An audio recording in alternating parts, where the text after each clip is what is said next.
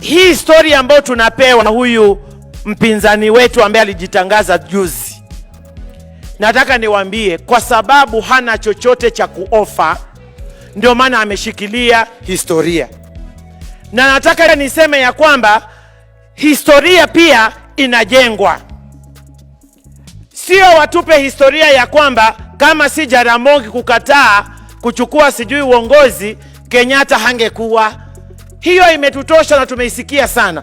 Lakini labda pia wangetuambia 1982 ile kupa ambayo ilikuwa inataka kufanyika, wangetueleza pia ilikuwaje.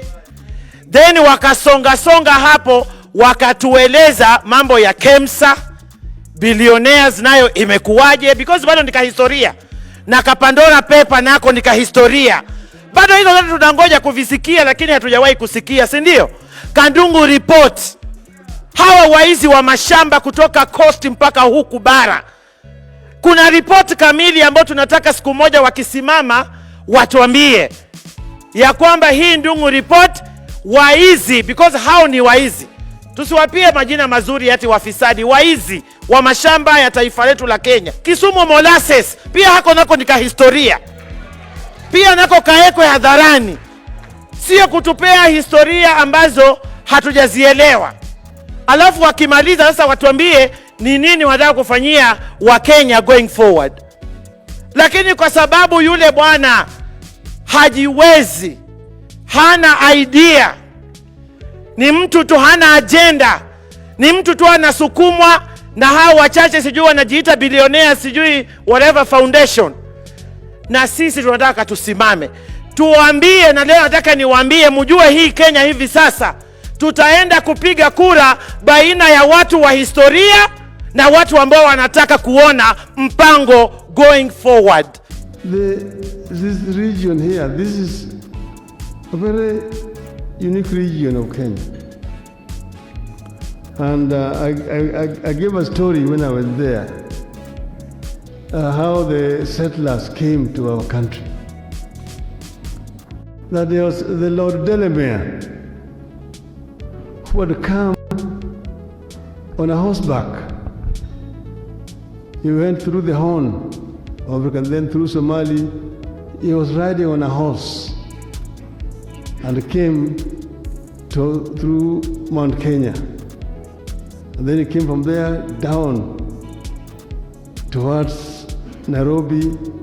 Then he passed and went through Nyahururu. Then went down to Thompson Falls. He went to Naivasha, Gilgil, Nakuru, Elbagon, Njoro, Molo, up to Eldoret, Kitale, up to Mount Elgon. And was very impressed by what he saw. So when he came back and had discussions with the colonial government, I said that this is a very rich highland which is ripe for large-scale farming. The railway line has been constructed. It was then called the Lunatic Express. But for this railway line to be viable and repay back the investment, you need to have large-scale agriculture so that when the trains come and go to the west, on the way back to the port, they will have things to carry back. The colonial government agreed. Then he told them that he can go back to England and bring settlers who can come and introduce large-scale agriculture. But for him to do that, he said he needed to be assured that anybody he brought here will be given 10,000 acres free and free black laborers. The colonial government agreed. He exacted that agreement. So armed with that agreement, he went back to England to recruit settlers. He had town hall meetings in London, in Manchester, in Birmingham, in Liverpool, telling them that, look, down there, you have a land that is flowing with milk and honey, manna. And anybody who agrees to come will get 10,000 acres free with the black laborers. But at that time, the story about Africa was very negative. Oh, bilharzia, malaria, wild natives. So nobody wanted to come to Africa. So in frustration, he got very few who wanted to come. In frustration, he came back. When he came back, he decided to try down south. So he sailed, went on a ship from Mombasa to Durban. In Durban, he addressed a town hall meeting. From there, he went Port Elizabeth, East London, Cape Town, Kimberley, Joburg.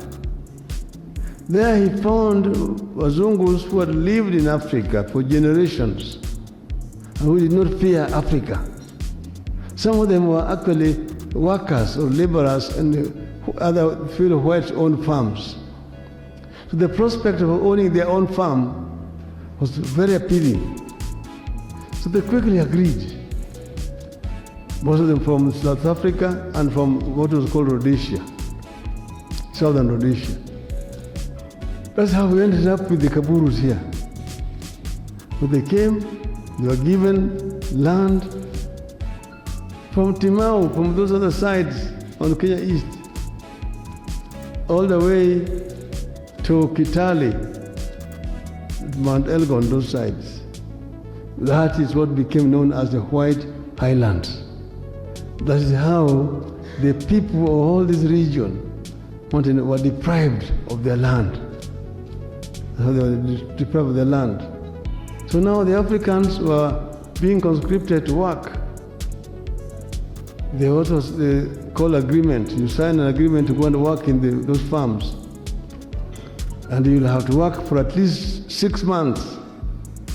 First labor. If you absconded, they will come and look for you right home and arrest you.